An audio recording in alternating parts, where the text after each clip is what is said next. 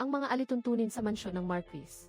Ang bagong ampon na dalaga ay kailangang maligo sa dugo ng baboy. Gawin ito ng tuloy-tuloy sa loob ng 49 na araw. Upang hugasan ang iyong abang pinagmulan. Tiisin mo ito. At ikaw ay magiging tunay na anak ng mansyon ng Marquis. Ngunit kung hindi mo makakayanan, babalik ka sa madilim at maputik na hukay na iyong pinanggalingan. Ika-49 na araw. Gumapang ako palabas mula sa dugo ang tubig. Wala na kahit katiting na bakas ng buhay sa aking katawan. Tila isa na lamang akong sunod-sunurang bangkay. Iniligtas niya ako mula sa tumpok ng mga biktima ng digmaan. Ipinatapon at ipinalibing niya ang aking mga magulang at kapatid. At tinanggap ako bilang kanyang ampon. Sa harap ng lahat, sasabihin niya na ako ang kanyang nawawalang anak na muling nagbalik dahil sa sakitin noong kabataan. Ay ipinadala sa lalawigan upang magpagaling. Nagpapasalamat po ako sa inyo, Ama, dahil binigyan niyo ako ng bagong buhay. Mabuti. Ang 10 taon nating pagpaplano ay para sa araw na ito.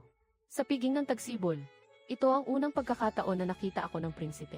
Matagal siyang nakatitig sa akin. Bago dahan-dahang nagsalita, kilala mo ba ang anak ng pamilyang Su na si Swan King? Umiling ako, at tumingin sa kanya ng may pagtataka. Magkamukhang magkamukha kayo.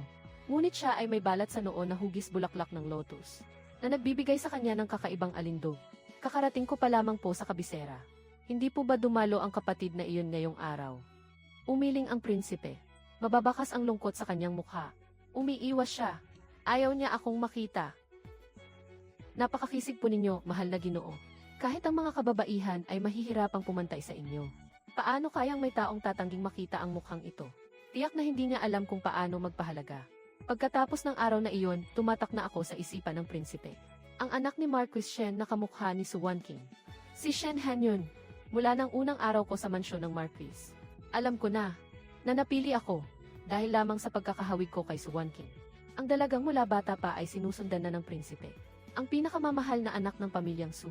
Hindi itinago ni Marquis Shen ang tunay na dahilan ng pagliligtas niya sa akin. Pareho naming alam ang laro. Ito ay pagpapanggap lamang bilang mag-ama. Isang palabas para sa ibang tao. Titiyakin niya ang aking marangyang buhay. At tutulungan ko siyang makamit ang kanyang dakilang mithiin. Nagbayad si Marquis Shen ng mga tao sa gamot na iniinom ni Swan King araw-araw. May ginawa silang panluloko. Kaya naman nagtae si Swan King ng 2 hanggang 3 araw. Napilitan siyang hindi makadalo sa piging ng tagsibol. Akala ng tapat na prinsipe ay umiiwas lamang siya upang hindi mapag-usapan. Ngunit hindi niya alam na may mas malalim na pakana sa likod nito. Maingat na kumuha ang prinsipe ng isang pirasong manok at kastanyas para sa akin. Ang nilagang manok na may kastanyas na ito ay luto ng punong tagapagluto sa palasyo. Tikman mo ito. Maraming salamat sa inyong kabutihan, mahal na Ginoo. Ngunit mas gusto ko ang nilagang manok na walang kastanyas. Natigilan ang prinsipe. Sinubukan niyang muli at kumuha ng hipon na niluto sa mantika. Ang putahing ito ay malasa ngunit hindi nakakaumay. Hindi ako tumanggi at pagkatapos kumain ng may hinhin, saka ko sinabi. Masarap nga po ang lasa, ngunit sa tingin ko. Ang sariwang hipon ay mas masarap kung pinasingawan o nilaga lamang upang manatili ang natural na lasa.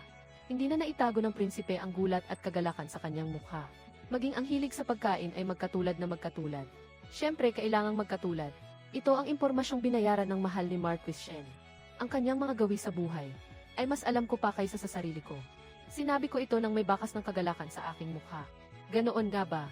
Kung gayon, tunay ngang may ugnayan kami ng aking nakatatandang kapatid.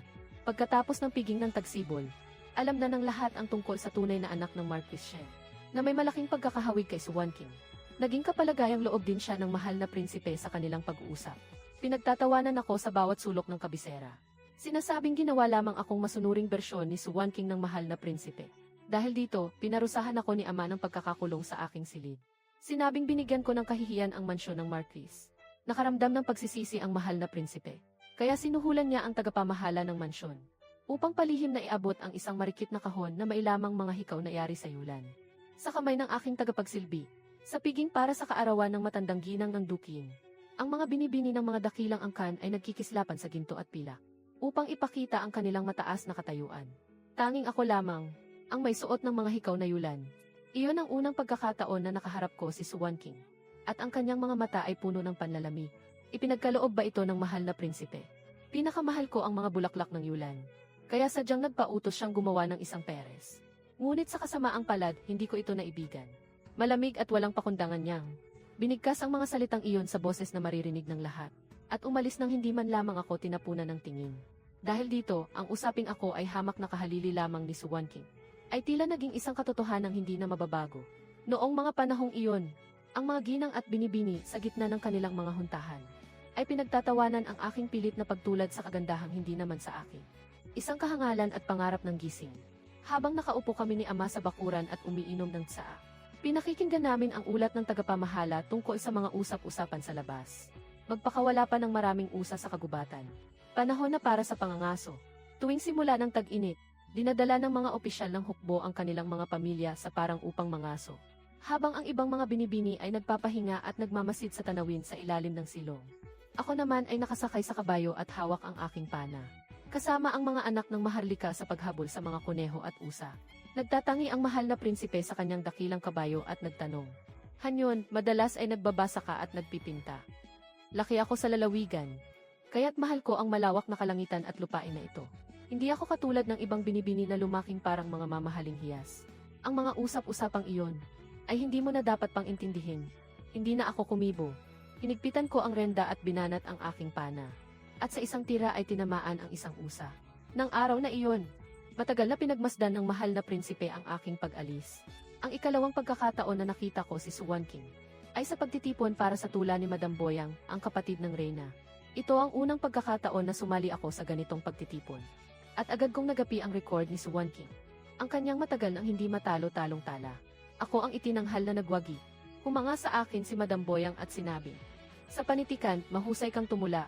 Sa pakikidigma, bihasa ka sa pangangaso. Tunay kang namumukod tangi sa mga binibini ng iyong henerasyon. Subalit, tila napakapayak ng iyong kasuotan. Hindi na babagay sa isang anak ng Marquis. Ang pinakamahalagang hiyas ay walang iba kundi ang mga biyaya mula sa amang hari at sa mahal na prinsipe. Naawa ang mahal na prinsipe sa aking sakitin na kabataan.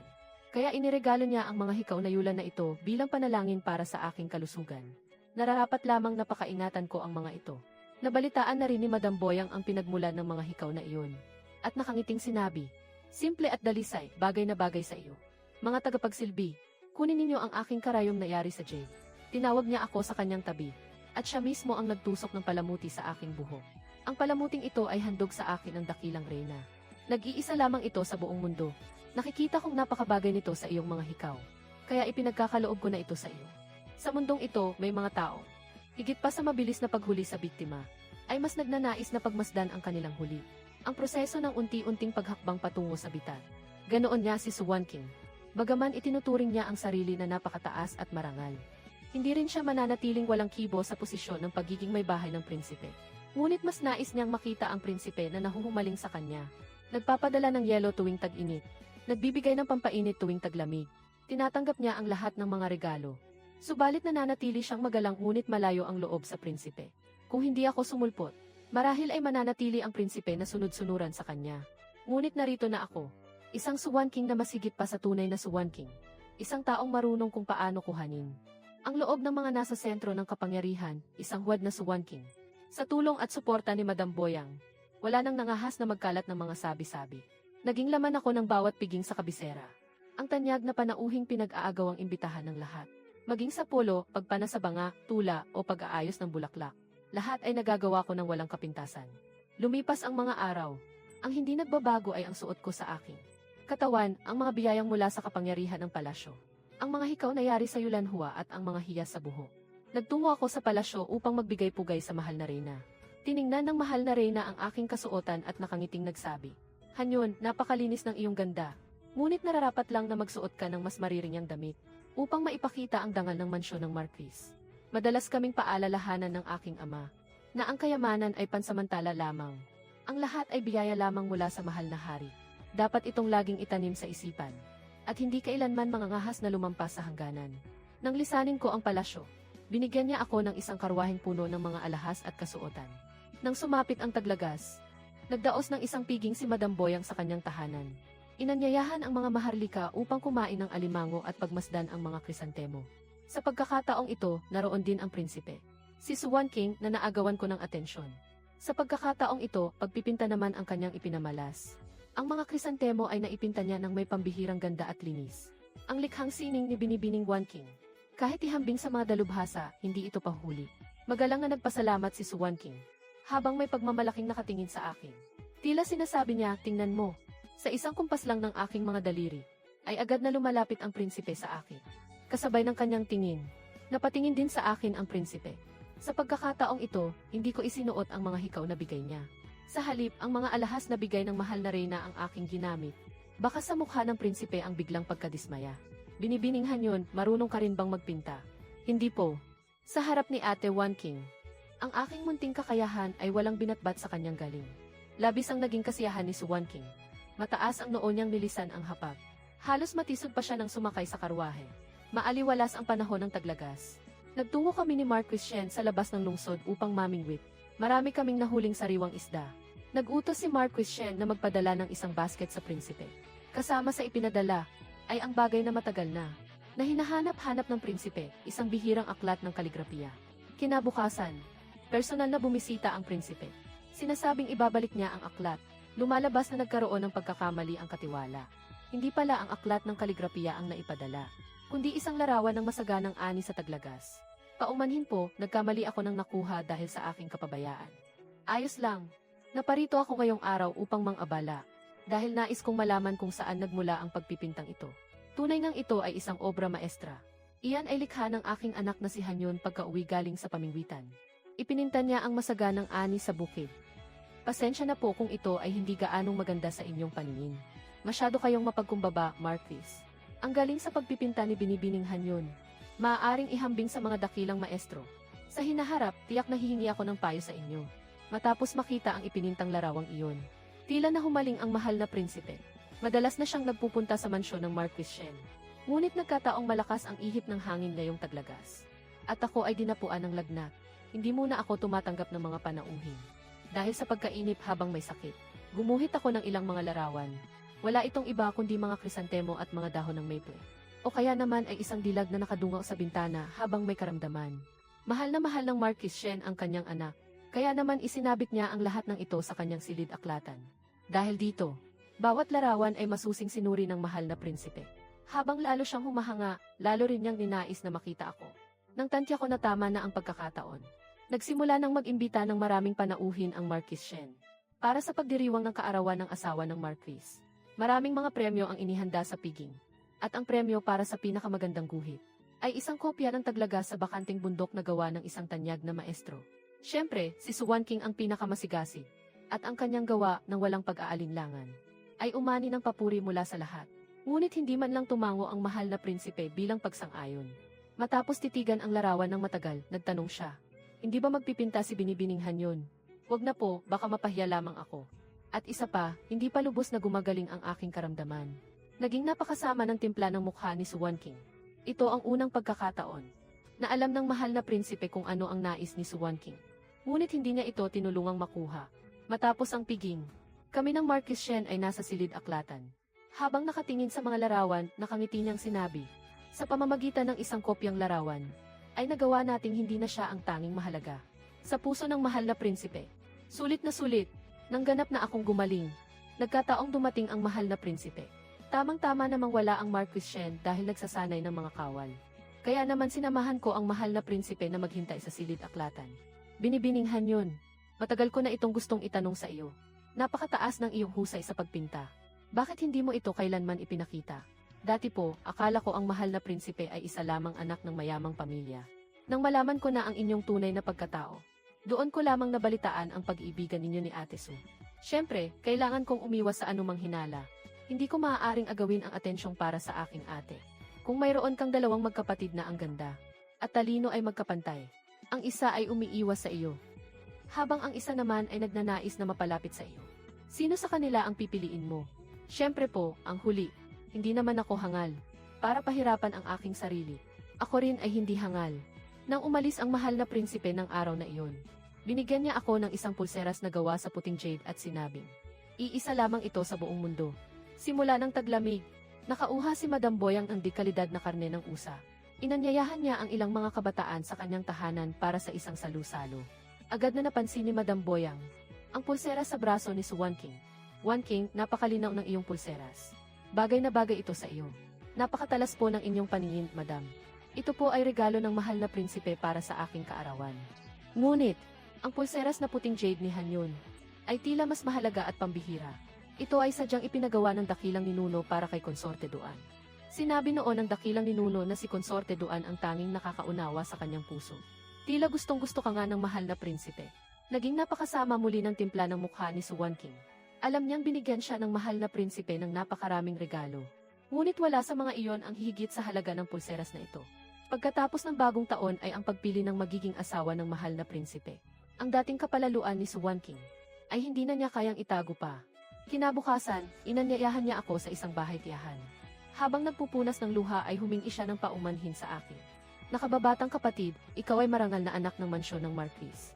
Ngunit ginamit ka lamang ng mahal na prinsipe bilang piyesa upang ako ay galitin.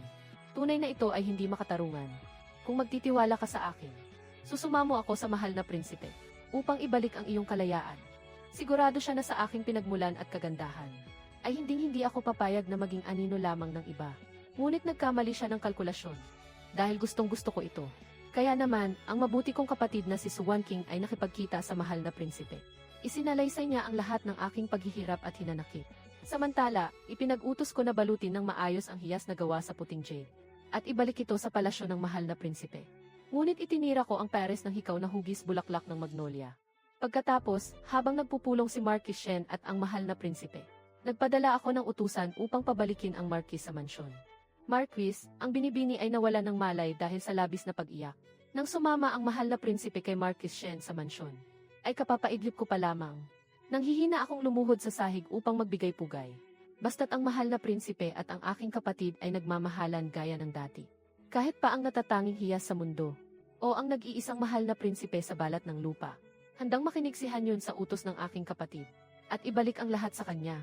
Natigilan ang likuran ng mahal na prinsipe habang siya ay tumatalikod. Ngunit sa huli, hindi siya lumingon. Alam ko, upang tuluyang gumuho ang imahe ng kanyang pinakamamahal sa kanyang puso, ay hindi pa sapat ang ganitong bigat. Ngunit ayos lang. Kapag may lamat na, ang pagkawasak ay usapin na lamang ng panahon. Hindi na muling bumisita ang mahal na prinsipe. Sa halip, madalas nang pumunta rito si Suwan King. Nang magpadala ng paanyaya si Madam Boyang para sa isang salu-salo. Siyempre ay sumama rin siya. Nang makita si Suwan King, halatang hindi nasiyahan si Madam Boyang. Habang nagpapalit ng damit si Suwan King, sinabi niya sa akin, Hanyon, alam mo ba ang kwento ng magsasaka at ng ahas? Minsan, hindi dapat maging masyadong mabuti sa kapwa. Ngunit si kapatid na Wan King ang pinakamamahal ng mahal na prinsipe. Nasa kanya na ang lahat. Wala siyang mahihita sa akin. Binibining Hanyon, ang iyong pagiging mapagkumbaba at hindi mapaghangad ay katulad ng mahal na reyna noon. Ang aking kapatid noon ay hinayaan lang ang tadhana. Hindi akalaing pagpapalain siya ng langit. At naging reyna nga siya. Ang mga salitang ito ay sapat na upang wasakin ang katinuan ni Suwan King. Pagkabalik mula sa mansyon ni Madam Boyang, mahigit 10 araw na hindi ako inanyayahan ni Suwan King. Sa palagay ko ay naghahanda siya ng isang plano. Gaya ng inaasahan, nagpadala siya ng utusan para sunduin ako. Sinabi niyang ang lawa sa kabilang mansyon ay balot na ng yelo, at niyaya niya akong mag-skating ng magkasama. Sumasayaw si Suwan King sa ibabaw ng yelo gamit ang kanyang sapatos na pang-skating. At hinila pa ako upang makipaglaro sa kanya. Napakalapit namin sa isa't isa na tila ba dekada na kaming magkakilala. Ngunit nang malapit na kami sa gitna ng lawa, inikot-ikot niya ako at nang bitawan niya ang aking kamay, ay hindi ko na napigilan ang pagdaos-dos patungo sa gitna. Mabilis na nagkaroon ng mga lamat ang yelo sa ilalim ng aking mga paa. Alam ko sa aking sarili na ito ay bahagi ng kanyang plano. Nagkunwari akong natumba at dumapa sa isang malaking tipak ng lumulutang na yelo. Sinubukan kong panatilihin ang aking balanse. Napakalamig ng yelo na tila nanunuot hanggang sa buto. Ngunit alam ko, ito na ang pinakamagandang pagkakataon. Nang makita ko ang mahal na prinsipe kasama ang kanyang mga tauhan, na nagmamadaling lumapit habang naririnig ang mga pagsigaw ni Suwan King, ay dahan-dahan akong nagpadaos-dos mula sa yelo, at nahulog sa butas ng malamig na tubig. Nang ako ay magising, ako ay nasa mansyon ng Marquis Shen na. Maraming salamat sa pagliligtas ninyo sa aking buhay, mahal na prinsipe. Nais ko sanang imbitahan kayo, mahal na prinsipe, upang masilayan ang pagsayaw ng aking nakatatandang kapatid. Ngunit hindi ko inasahang magdudulot ito ng ganitong mga suliranin. Lumaki ka sa timog. Maaari mo sanang tinanggihan ang paanyayang ito. Mabuti ang disposisyon ni ate nitong mga nakaraang araw. Hindi na siya nakikipag-alitan sa inyo gaya ng dati, mahal na prinsipe. Ang tanging iniisip ni Hanyon, basta't maging masaya lamang ang aking nakatatandang kapatid. Upang manatiling maayos ang inyong pagsasama, mahal na prinsipe. Kaya naman hindi ko matiis na sirain ang kanyang kagalakan. Ituturing mo siyang tunay na kapatid. Ngunit tila hindi ka naman niya binibigyang halaga. Pagkatapos ng araw na iyon, araw-araw na nagpapadala ang prinsipe ng mga pampalusok. At patuloy naman akong nagkukunwaring may sakit. Tinanggihan ko ang mga mapagpanggap na pagbisita ni Suwan King habang siya ay umiiyak. Ikatlong araw ng bagong taon. Nagdaos ng piging sa mansyon ng Marquis. Ang piging na ito ng pamilya ay ako mismo ang nag-asikaso. Ang inihaw na karne ng tupa ay mas masarap pa kaysa sa mga inihahain sa mga tanyag na kainan. Walang panauhin ang hindi humanga. Kahapon, sa ika-4 na araw. Sa piging naman ng pamilyang Su, si Suwan King din mismo ang nag-asikaso niyon. Kaya naman ang sabi ng lahat sa kabisera. Nakita ni Suwan King na pinupuri ako ng lahat. Kaya nagmamadali siyang gumaya sa akin. Masdan mo, sa loob lamang ng 1 taon. Sa gitna ng mga usap-usapan. Mula sa pagiging isang kapalit, ako na ngayon ang orihinal na ginagaya. Ang pagpili ng mga kandidata pagkatapos ng bagong taon. Nagdala ako ng mga gawang kamay na cake na kastanyas upang magbigay-pugay sa reyna. Sa pagpasok ni Hanyon sa palasyo sa pagkakataong ito, bagaman nangangamba ako sa mga haka-haka ng iba, ngunit anuman ang mangyari sa hinaharap, ang aking paggalang sa inyo, mahal na reyna, ay hindi kailanman magbabago. Hanggat naririto ang mahal na reyna, dapat laging isaisip ang mga alituntunin. Ang pagpunta rito upang magbigay-pugay. Ang lahat ng mga dalaga ay balisa at kabado. Ikaw lamang, ang hindi nakakalimot sa kagandahang asal. Inutusan niya ang prinsipe na ihatid ako mismo pabalik sa mansyon. Sa loob ng karwahe, ako na ang unang nagsalita. Kasama rin si Hanyon sa listahan ng mga pipiliin. Dati ay sinabi ninyo, mahal na prinsipe, na iniiwasan kayo ni ate. Naisip ni Hanyon, dahil magkamukha naman kami ni ate, kung makapagbibigay ito ng kaunting kapanatagan sa inyo. Iyon ay isa ring malaking karangalan para sa akin. Dahil dito, kahit alam kong ang mga hikaw na yari sa Magnolia ay ginawa para kay ate, isinusuot ko pa rin ang mga ito, kahit pa ituring lamang akong isang kapalit. Ngayong nagkaunawaan na kayo ni ate, mahal na prinsipe, hindi na nararapat na manatili pa si Hanyon sa inyong tabi, upang hindi magdamdam ang aking nakatatandang kapatid kapag nakita niya ako. Siya rin ba ang nagturo sa iyong sabihin ang mga ito? Ito ay sariling saloobin lamang ni Hanyon. Kung hindi kita ituturing bilang siya, nais mo bang manatili sa aking piling? Inabot ng prinsipe ang kanyang kamay upang itayo ako. Ang mga luhang matagal ko nang pinipigilan ay biglang umagos. Hindi kailanman nangarap si Hanyon na darating ang ganitong araw. Inilabas na ang listahan ng mga napili. Naroon ang pangalan ko at ni Suwan King. Ang unang pagsusuri ay pinangasiwaan ni Madam Boyang. Ang susunod na yugto ng pagpili ay gagawin na ng hari at reyna ng magkasama. Bago ang huling pagpili, ang mga kandidata ay pinatira ng magkakasama sa loob ng palasyo. Nagbigay ng suhol na pilak si Suwan King upang makasama ako sa iisang silid. Sa harap mismo ng kanyang mga mata, naglabas ako ng isang bestidang kulay lunti ang tubig. Ang kasuotang ito ay inihanda ng aking ina. Sinabi niyang paborito ng reyna ang kulay na ito. Nakalimutan mo na ba ang ating napag-usapan? Na hindi mananatili ang iyong kapatid sa tabi ng prinsipe. Sa tingin ko, mas mainam kung ikaw na lamang ang magsuot ng damit na ito, ate. Kung gayon, maraming salamat sa iyong pagpaparaya, aking kapatid. Sa araw ng muling pagpili, suot niya ang damit na kulay lunti ang tubig, halos katulad ng suot ko. Noong una kaming magtagpo ng mahal na prinsipe. Habang ako naman, habang naghihintay, ay isinuot ang peres ng hikaw na yari sa Magnolia na matagal ko nang hindi nagagamit. Gaya ng aking inaasahan. Nang makita ng prinsipe si Suwan King, baka sa kanyang mga mata ang matinding pagkadismaya. Ang tanging liwanag sa kanyang puso. Ngayon, para lamang sa posisyon ng pagiging asawa ng prinsipe, ay pumayag na maging anino lamang ng iba. Pinanatili niya si Suwan King, at nangako na ang isa lang. Sinunod ko ang utos na magsuot ng ginto at pilak. Nagniningning sa karangyaan. Nang masilayan niya ang aking mga hikaw, siya ay napangiti. Ang tagsibol ay ang panahon ng ganap na pagbuka ng mga bulaklak ng Magnolia. Ako rin ay piniling manatili. Pagka-uwi ko pa lamang, agad na nagulat ang katiwala. Kumalat na sa buong kabisera ang balita. Sinasabi ng lahat na ang dalaga ng pamilyang Su ay gumamit ng maduming paraan para sa posisyon ng prinsesa. Ninakaw niya ang iyong kasuotan, at ninais na linlangin ang prinsipe na siya ay ikaw. Tiningnan ko si Marquis Shen habang humihigop ng tsaa at nakangiting sinabi, "Tiyak na ito ay bunga ng inyong katusuhan, ama. Naglabas lamang ako ng kaunting pilak para rito." Bago ang pagsusulit sa palasyo, inanyayahan ko si Suwan King na mamasyal sa lawa. Bumalik ang dati niyang pagmamataas. Ngunit baka sa kanyang mukha ang pagkainis. Itinuring kitang parang tunay na kapatid. Ngunit hindi ko akalaing ako pala ay iyong pagtataksilan. Ngayon, ako na ang naging katatawanan sa buong kabisera. Tunay ngang kinalulugdan ng reyna ang kulay lunti ang tubig. Hindi ba't ikaw naman ay napili rin, ate? Tungkol naman sa kung sino ang naging anino ng sino. Hindi ba't magkapatid tayo? Ano ang masama roon? Noong araw na mahulog ka sa tubig, napakaaga ng pagdating ng prinsipe. Ikaw ang nagpatawag sa kanya, hindi ba? Opo. Dahil kung hindi, ang aking bangkay sa ilalim ng lawa. Ang siyang magiging katuparan ng iyong hiling, ate. Nanigas ang kanyang mukha at hindi siya nakaimik ng matagal. Huwag mong pangaraping maging prinsesa. Ang posisyong iyon, mula simula hanggang wakas, ay inilaan ng prinsipe para sa akin. Ako lamang ang tanging nagpapatibok ng kanyang puso. Mabuti pang lumayo ka na. Inangat ko ang lailayan ng aking damit at sumakay sa karwahe. Sabay isang ngiti sa kanya. Paumanhin. Ngunit ang pwestong ito, ay hindi mo na kailanman mababawi. Sa loob ng bulwagan, kaming apat na mga napiling dalaga ay nakapila. Ako ang nauna. Nasiyahan ang hari sa unang pagkakita sa akin. Ang ampon ni Marquis Shen. Sadyang napakaganda at kagalang-galang. Nabalitaan ko mula sa prinsipe na ikaw ay mahusay sa pagpinta. At bihasa rin sa paghabi ng mga tula at awitin. Madalas pong sabihin ng aking ama na siya ay isang taong walang pinag-aralan. At hindi bihasa sa sining. Kaya naman, hinayaan niya akong magbasa ng husto. Upang matuto ng tamang asal at limitasyon. Nang sa gayon ay hindi ako makagawa ng anumang pagkakamali. Nangangamba ang hari sa kapangyarihang militar ni Marquis Shen. Nang marinig niya ang aking tinuran, siya ay lubos na nasiyahan. Kung ipag-uutos na iwan mo ang lahat ng karangyaan sa mansyon ng Marquis, para lamang makasama ang prinsipe. Handa ka ba? Handa po ako, mahal na hari. Nang si Suwan King na ang isinalang, nagmadali siyang patunayan sa hari na ako lamang ang nanggagaya sa kanya. Sinabi rin po ng prinsipe, na ang bunsong kapatid ng pamilyang Shen ay may pagkakahawig sa akin.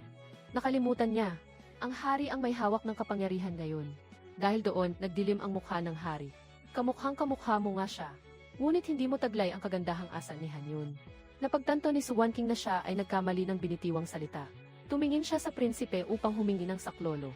Subalit matagal nang nakita ng prinsipe ang mga pakanan niya upang ako ay mapaalis. Hindi niya pinansin ang pagsusumamo nito. Kinabukasan, dumating ang kautusan mula sa palasyo. Ganap na akong naging asawa ng prinsipe. Sa gabi ng aming pag-iisang dibdib, dahan-dahang itinaas ng prinsipe ang aking belo. At may bahid ng pagkalasing na sinabing, "Napakaganda mo, Hanyun." Matapos ang isang gabi ng pagmamahalan, nagising akong himlay sa kanyang mga bisig. "Bakit? Natatakot ka bang iwan kita?" Kahit sa panaginip ay hindi inakala ni Hanyun. Nasa huli ay magsasama kami ng mahal na prinsipe. Nangangamba akong baka ito ay isang panaginip lamang. Na maglalaho paggising ko. "Huwag kang matakot, Hanyun. Ikaw ang nais ko. At wala nang iba pa. Katulad ka ng hiyas na yari sa puting jade. Nag-iisa sa mundong ito. Walang sinuman ang makakapalit sa iyo." 2 buwan matapos akong maging asawa ng prinsipe, nagpadala si Marquis Shen ng tauhan upang pilitin akong kumilos. Nais niyang gamitin ko ang gamot na ibinigay niya, upang unti-unting ihalos at saan ng prinsipe. Sa paglipas ng panahon, manghihina at guguho ang pangangatawan ng prinsipe. Sa gayon, makakapag-alsa siya at aagawin ang trono. Tinanggap ko ang lahat ng gamot, ngunit hindi ko kailanman ginamit ang mga ito. Sa tuwing bibisita siya sa prinsipe, ginagawa ko ang lahat ng aking makakaya, upang mapagod ang prinsipe sa buong magdamag. Kaya kinabukasan, baka sa kanyang mukha ang labis na pagkapagod. Dahil doon, naniwala sa akin ang Marquis. Makalipas ang 1 taon, ginaya ko ang sulat kamay ni Marquis Shen, at ibinigay ang liham na iyon sa prinsipe. Ang nilalaman ng liham, ay ang pag-uutos sa akin na magdalang tao agad, at patayin ang prinsipe kapag naisilang na ang sanggol, upang siya ang magsilbing gabay sa pag-upo ng apo sa trono. Ang inyong lingkod ay may kasalanan. Paulit-ulit kong sinubukang pagsabihan ang aking ama, ngunit hindi siya nakinig. Hindi ko kayang saktan ang mahal na prinsipe. Kaya naman, hinihiling ko na parusahan ninyo ako. Pagkatapos sabihin iyon, tumalikod ako at sadyang ibinangga ang aking ulo sa kanto ng mesa. Mabilis akong nasalo ng prinsipe. Ngunit nasugatan pa rin ang aking noo. Sinamantala ko ang pagkakataon upang magkunwaring nawala ng malay. Nang ako ay magising, naroon ang prinsipe sa tabi ng aking higaan, bakas ang pag-aalala sa kanyang mukha. "Hanyun, kasalanan ko ito. Hindi sana ako nag-alinlangan sa iyo. Kung itinuturing mo akong iyong kabiyak, huwag ka nang maglihim sa akin. Hindi mo tunay na ama si Marquis Shen, hindi ba?" Nabigla ang aking puso. Ngunit nagkunwari pa rin akong walang nalalaman. Bumuntong hininga ang prinsipe. Nagpadala na ako ng mga tauhan upang mag-imbestiga. Tunay na nagkaroon ng anak na babae ang asawa ng Marquis. Ngunit pumanaw ito sa hangganan bago pa man sumapit ang unang taon nito. Hindi mahalaga sa akin ang iyong pinagmulan. Ang tanging mahalaga ay ikaw. Alam din ito ng amang hari. Kaya naman noong pagsusulit sa palasyo, tinanong kanya, kung kaya mo bang talikuran ang lahat ng may kinalaman sa mansyon ng Marquis. Ano po ang inyong balak, mahal na prinsipe? Kulang pa ang mga ebidensya. Kailangan pa nating maghintay. Kung gayon, ako na mismo ang magbibigay ng ebidensya sa inyo. Kinabukasan, naharang ng pinagkakatiwalaang tauhan ng prinsipe ang isang liham mula kay Suwan King, na isinulat para kay Marquis Shen. 10 taon kong pinag-aralan ang bawat galaw ni Suwan King. Ang kanyang sulat kamay ay napakadali para sa akin na gayahin. Hindi nagtagal, naging tensyonado ang labanan sa hangganan. Binigyan si Marquis Shen ng isang mabigat na tungkulin. Pagkaalis niya sa lungsod, agad na ipinatawag ng prinsipe ang mga pamilya ng mga sundalo upang dalhin sa loob ng palasyo. Nang papasok pa lang ang hukbo ni Marquis Shen sa lambak, ay agad silang pinalibutan ng mga nakatagong tanod ng imperyo. Sa kamay ng mga tanod, ay hawak nila ang mga personal na gamit ng mga pamilya ng mga kawal.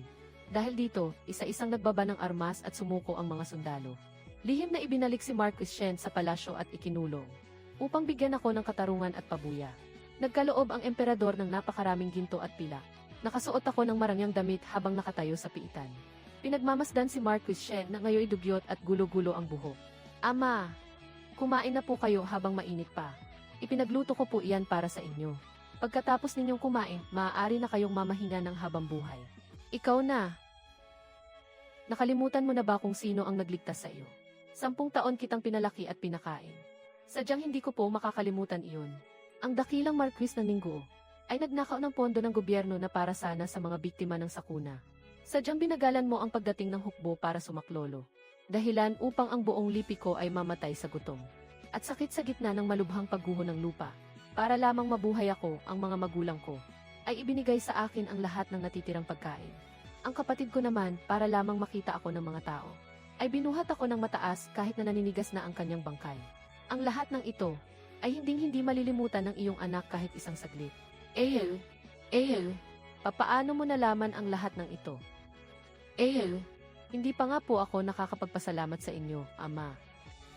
Tingnan ninyo kung gaano kaganda ang buhay ko ngayon. Ang mga magulang ko na nasa kabilang buhay. Oh, ay siguradong payapa na rin ang kalooban ngayon. Lumingon ako sa kabilang selda kung nasaan ang pamilya Su. Ginoong Su, 10 taon na ang nakakalipas. Nagpatingin ka sa isang manghula, na ituro niya ang isang bundok sa inyong lupang sinilangan. Ngunit hindi ka nakinig sa babala ng mga opisyal, at pilit na nagpatayo ng isang marangyang libingan doon. Naging sanhi ito ng pagguho ng bundok, na sumabay pa sa malakas na ulan. Higit sa 10 na yon ang nilamon ng buhay ng baha at putik. Natatandaan niyo pa ba ang pangyayaring iyon? Sa tuwing managinip kayo sa hating gabi, nakikita niyo ba ang mga nayon na nalibing sa putik? Naaalala niyo ba ang mga biktima na nawala ng tahanan at mahal sa buhay? Matagumpay kong napapaibig sa akin ang prinsipe. Nakuha ko ang kanyang buong tiwala, at matagumpay ko ring nagamit ang kanyang kapangyarihan upang ipaghiganti ang aking lipi. Binalak kong umalis na sana, ngunit hindi ko pala kayang iwan ang prinsipe. Bagamat nagsimula ito sa isang plano, ay tuluyan na nga akong nahulog sa kanya. Pagbati sa mahal na emperador. Ang prinsesa ay nanganak ng isang malusog na munting apo. Punong-puno ng ngiti ang prinsipe habang yakap at hinahalikan ako. Hanyon, bigyan mo ng palayaw ang ating anak. Shon'er, sana ay maging maayos ang lahat sa kanyang buhay. Na sana ay laging may mga magulang na gagabay sa kanya. Sana ay hindi na niya maranasan pa ang lahat ng mga paghihirap na pinagdaanan ng kanyang ina. Sana ay mamuhay siya ng masaya sa isang mundong payapa at walang kailangang linlangin. CJ, ang itatawag natin sa kanya ay Shon'er.